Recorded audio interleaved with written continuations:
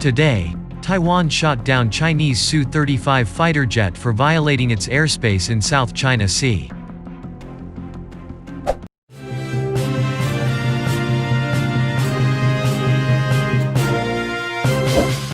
Taiwan has reportedly shot down a Chinese Air Force, Russian-origin Su-35 aircraft that supposedly violated its airspace.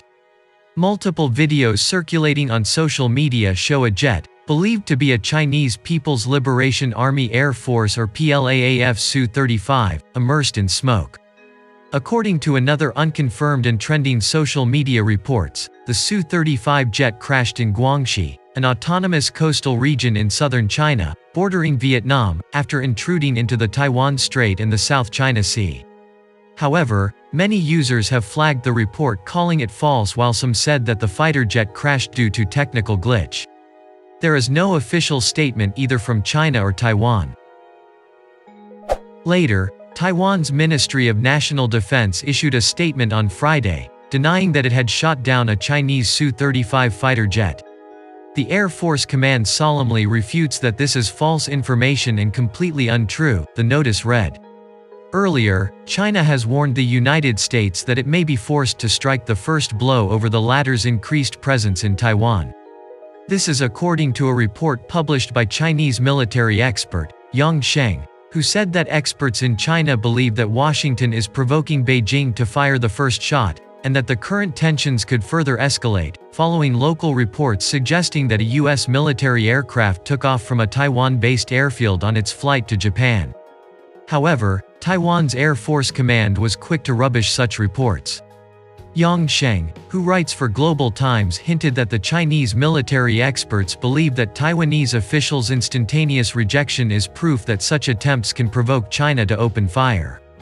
Yang wrote that's why Taiwan military officials have to deny the incident, as they know how serious this could get if U.S. military aircraft really landed on the island.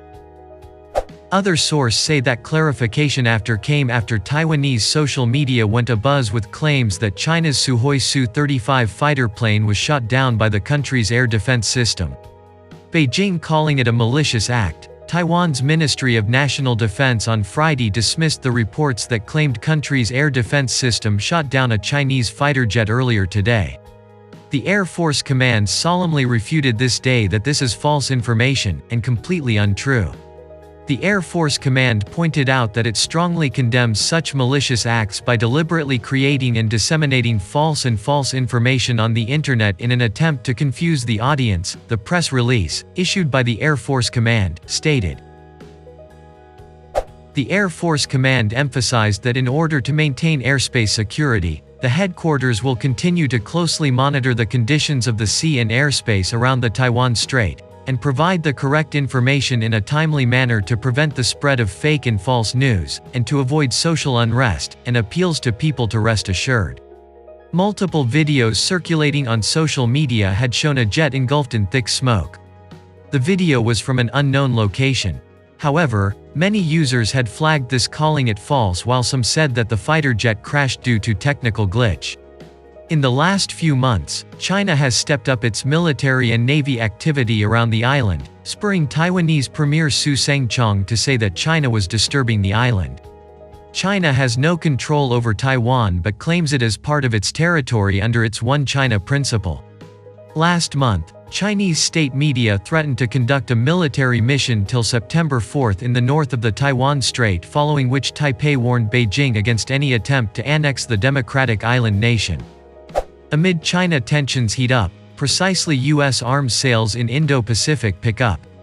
Bolstered by a historic $32 billion in approved defense sales to allies and partners for the month of July, the Trump administration said Thursday that it is ready to further support Indo-Pacific allies to boost their defense capabilities. Just last month, this was our second highest yielding month in defense trade for the history of the Department of State, said Clark Cooper, the department's Assistant Secretary for Political Military Affairs, in a video briefing for foreign media. The bulk of that figure came from Japan's $23.1 billion purchase of 105 units of the F-35 Joint Strike Fighter aircraft. A listing of U.S. arms sales to partners in 2020 indicates an aggressive offering of air and naval platforms in the Indo-Pacific region.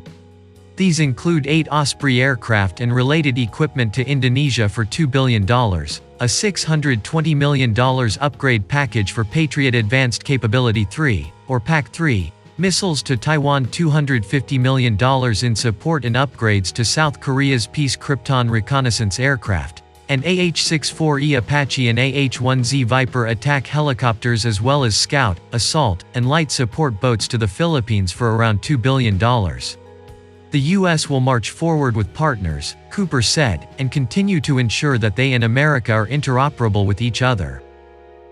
This comes at a time when Washington has rejected Beijing's maritime claims in the South China Sea, bolstered diplomatic partnerships with countries in the region, and conducted Indo-Pacific naval exercises with partners in order to play out different scenarios with China in mind.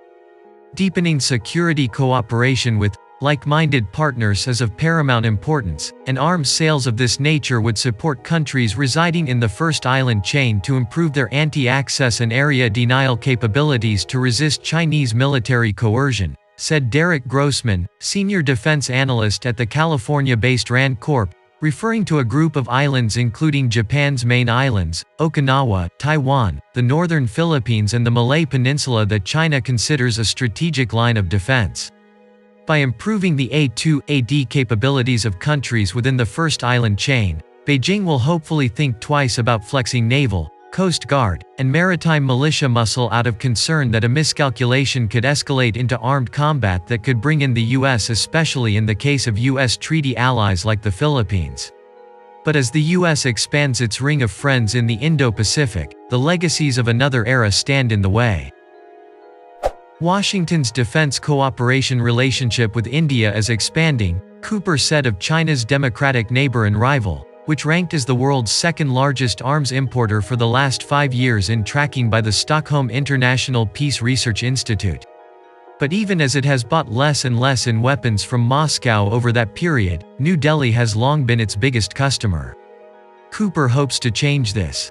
India recently engaged in a mountain skirmish in the Himalayas with China that left it with a bloody nose: 20 Indian Army soldiers killed by an outsized People's Liberation Army force, and also engaged in a rare Air Force dogfight with rival Pakistan in 2019 that led to one of its Soviet-era MiG-21s getting shot down by a US-supplied Pakistani F-16. The gaps in its defenses stood exposed and spurred a rethink regarding a defensive realignment, including buying more weapons from the US. But even though Washington wants New Delhi's business, it draws the line on certain defense procurements from Moscow. In terms of modernization and interoperability with American hardware, Cooper cited 2 examples of problematic Russian equipment when asked to draw a red line. Something like the S-400 air defense system would be a challenge. Something like the Sukhoi Su-35 fighter would be a challenge. Samir Lalwani, a senior fellow and director of the South Asia program at the Stimson Center, said that it's certainly not a coincidence that countries rimming the Indo-Pacific are making more high-end arms purchases from the US. Many of these states' threat perceptions have intensified as China has displayed a more assertive and aggressive approach throughout the region. For instance, Indonesia and the Philippines have recently confronted aggressive Chinese fishing vessels backed by armed escorts. These state-of-the-art arms platforms certainly will enhance states' capabilities to protect their sovereign territory, and to the extent Chinese claims and actions are deemed threatening to that territory, through encroachment in exclusive economic zones, and they are in an indirect way arguably contributing to the U.S. vision of freedom of navigation and commerce. It's true that for security reasons, advanced Russian and American hardware will have a hard time linking up with each other. Those Indian choices on Russian arms will certainly create some complications in that they might limit some advanced arms the US is willing and able to sell India, and impose limits on US and Indian forces and equipment operating with each other. Rand's Grossman thinks that it may not be that easy to decouple India from Russian arms.